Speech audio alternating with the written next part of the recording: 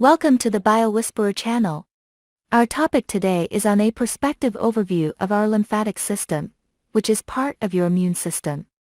Our lymphatic system performs many functions including helping to protect against disease-causing pathogens, removal of cellular waste and maintaining body fluid levels. We will look into a perspective overview of the lymphatic system in today's video. Lymph is a clear and colorless fluid. The word lymph comes from the Latin word lympha, which means connected to water. The lymphatic system has a few components which we will elaborate in this video: aspects associated with lymph nodes, lymphatic vessels and collecting duct. The role of the lymphatic system with its lymphatic tissues and organs such as tonsils, adenoids, spleen and thymus. The aim is to get rid of waste and other unwanted substances from the body. Plasma leaves the body's cells once it has delivered its nutrients and removed debris. Much of this plasma fluid will return to the venous circulation through tiny blood vessels called venules and continues as venous blood. The remainder becomes lymph, which is part of our focus in this slide. Lymph or lymphatic fluid is colorless and drained from tissues where lymphocytes or white blood cells are present within to fight infection. Cellular debris within as well as foreign entities are removed through filtering at the lymph nodes. Other constituents include foreign pathogens such as bacteria or virus, as well as cancerous cells depending on the disease state. There are hundreds of lymph nodes in our body, which are oval-shaped structures.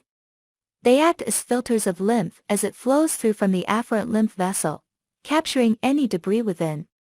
The filtered lymph is then returned via the efferent lymph vessel into the blood supply. I would thank you for helping to share your love for this science channel by clicking the like button and subscribe for future updates. With that out of the way, let's continue the discussion. Let's take a look at what happens when lymph nodes give a health warning alert. Typically, swelling is observed at the lymph nodes. Lymph nodes, being key interval stations of the lymphatic flow, might get swollen, and this is a sign something is wrong within your body or health. For instance, general swelling of lymph nodes throughout your body, which might be associated with tenderness and pain. When this swelling occurs, it can be as large as the size of a pea.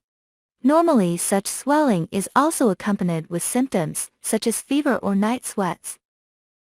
Lymph nodes are typically located in clusters where they drain a specific region or area. You may be more likely to notice swelling in certain areas, such as in the lymph nodes in your neck, under your chin, in your armpits and in your groin. Localized swelling will help identify underlying causes. Common infections include infected and abscessed tooth, HIV, mononucleosis or kissing disease. Other possible causes include skin or wound infections, such as cellulitis.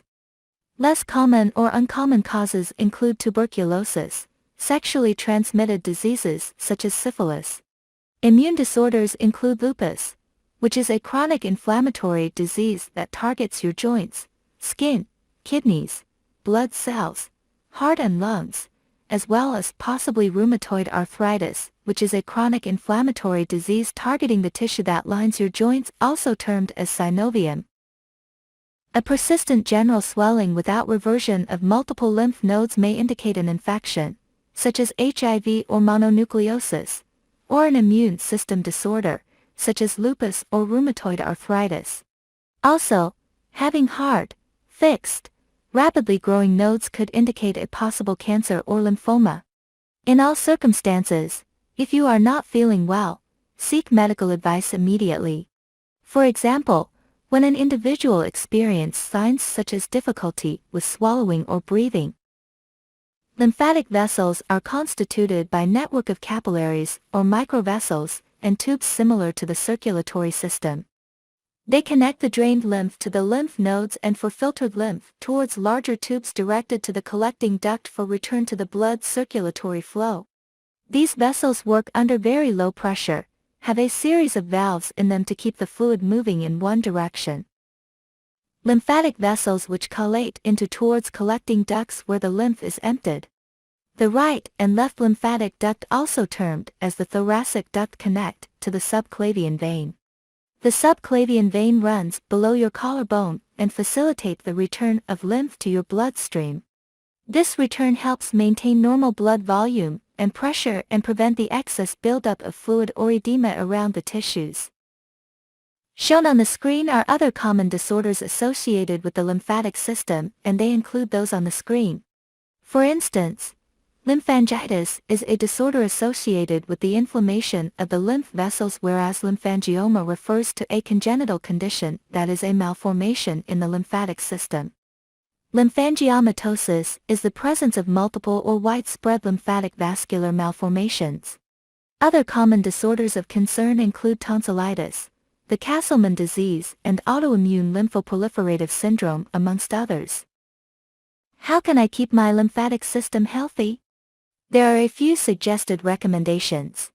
First, sufficient hydration with plenty of water to keep efficient lymph circulation.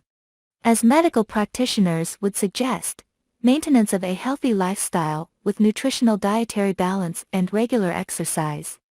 Avoidance of toxic chemical exposures would be ideal, as pesticidal chemicals tend to stay on within the body where removal will be difficult. Toxicity to liver and key organs in the absence of an efficiently functioning lymphatic system might render short to long-term health disorders. Stay healthy during this pandemic, and see you in our next video. I would thank you for helping to share your love for this science channel by clicking the like button and subscribe for future updates.